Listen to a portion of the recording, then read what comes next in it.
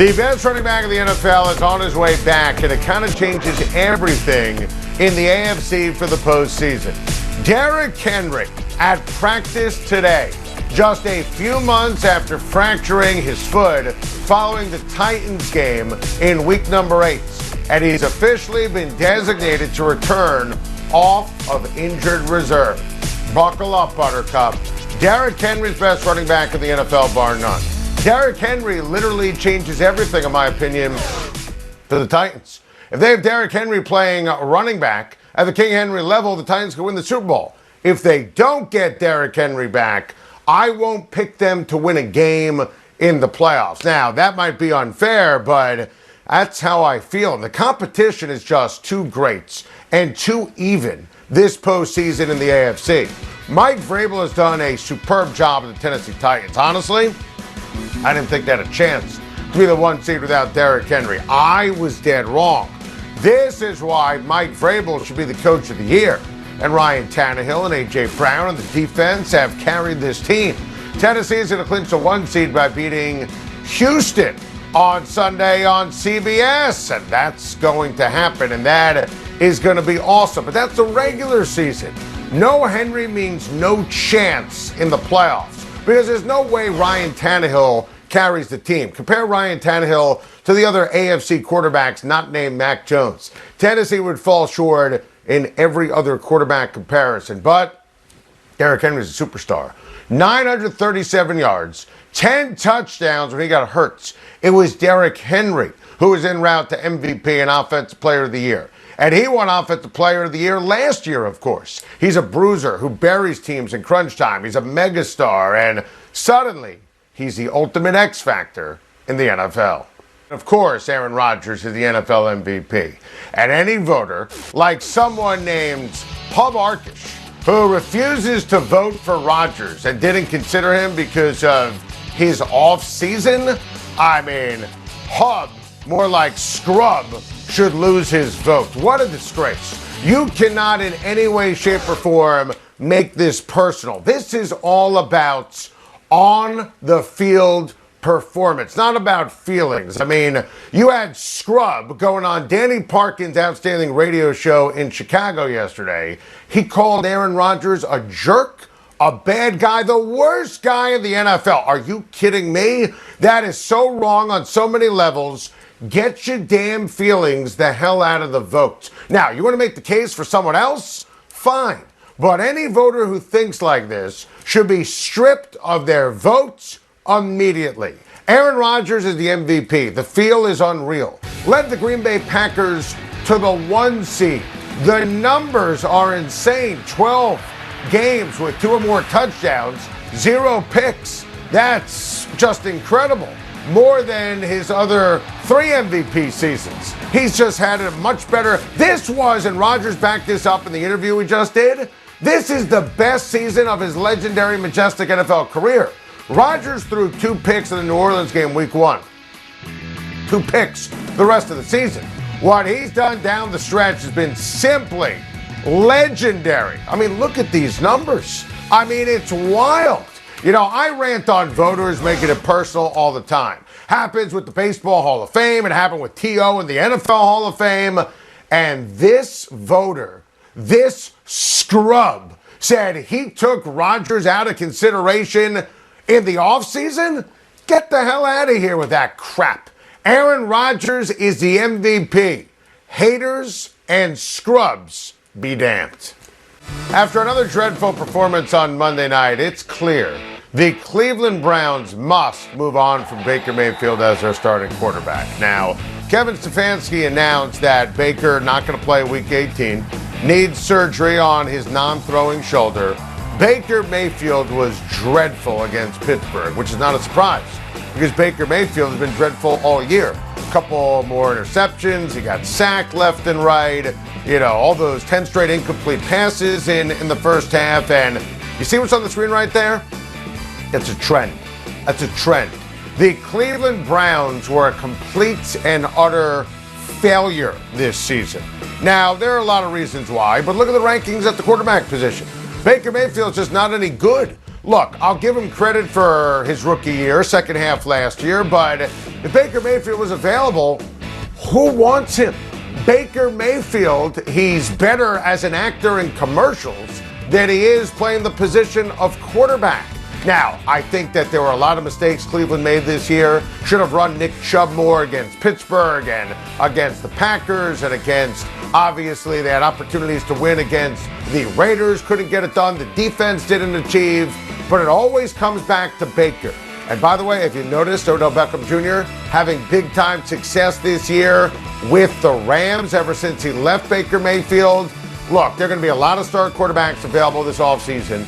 Cleveland's going to have a prime position to draft a quarterback if they choose to do that. Remember, Stefanski and Andrew Berry, coach and the general manager, they were not the guys who drafted Baker Mayfield.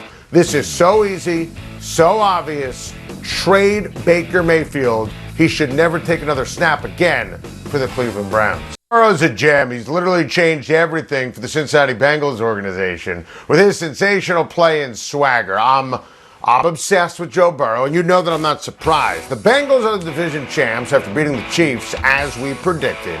And look, even though Cincy can get a higher seed by winning in Week 18, Zach Taylor's doing the smart thing by announcing he's not playing Joe Burrow this weekend. Joe Burrow has a sore knee. It's minor, but you hear knee and Burrow, that's major. It's smart. It's being super intelligent. I mean, Taylor cited giving Burrow a break mentally and physically before the playoffs. You forget, perhaps, the grueling work that Burrow had to do in order to get ready for this season after shredding his knee last year.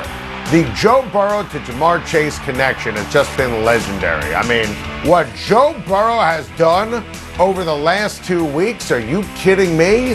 And Chase has put up ridiculous numbers, sensational numbers, that have stamped him for the Offensive Rookie of the Year. Oh, by the way, resting Burrow was going to be smart anyway, but now you have Joe Mixon on the COVID list. So Mixon, he's not going to be there, and he's so incredible. He's a top 5 back. So at the end of the day, this is smart in terms of the approach for Cincinnati. Look, I love the Bengals, and we have kept raising the bar on Cincinnati all year. They have a defense that makes splash plays. They have a star running back, a real big 3 at wide receiver, and Joe Cool at quarterback. I expect Cincinnati to win a playoff game or 2 and make a real Super Bowl run because Joe Burrow is that great. It's smart to be smart in Week 18 because this postseason can be special. An incredible Week 17 of the NFL filled with my guys. Starting with number 5, my guy Kyler Murray. My guy Kyler Murray led the depleted Arizona Cardinals to simply a gigantic win over the Dallas Cowboys, keeping Arizona's hopes for a division title alive. My guy Kyler Murray was absolutely sharp on Sunday, completed nearly 70% of his passes while throwing for a couple of scores. My guy Kyler Murray, my guy Cliff Kingsbury, the quarterback, the head coach for the Arizona Cardinals, they needed this in the worst possible way. Look at what happened week 14, 15, 16 versus last week. The Arizona Cardinals were never as bad as they looked during that stretch from week 14 through 16. They needed that kind of performance, that kind of confidence heading into a huge game against Seattle. Great opportunity, depending upon what happens with the 49ers and the Rams, to still win the division. And obviously, there was a period of time where they were the best team in the NFL. They need to win a playoff game this year. That was huge between the ears against a great Cowboys team. My guy, Kyler Murray. Number 4, my guy, Tom Brady. Please, don't tell me what my guy, Tom Brady, did on Sunday was less impressive because it was against the lowly Jets. My guy, Tom Brady, 93 yards down the field, needing a touchdown in 2 minutes to give the Bucs their 12th win of the season. Are you kidding me? Throw it to a guy I've never heard of right there for the game-winning touchdown. It's like my guy Tom Brady just created him in a thin air. My guy Tom Brady now has 80 touchdown passes in 2 seasons with the Tampa Bay Buccaneers.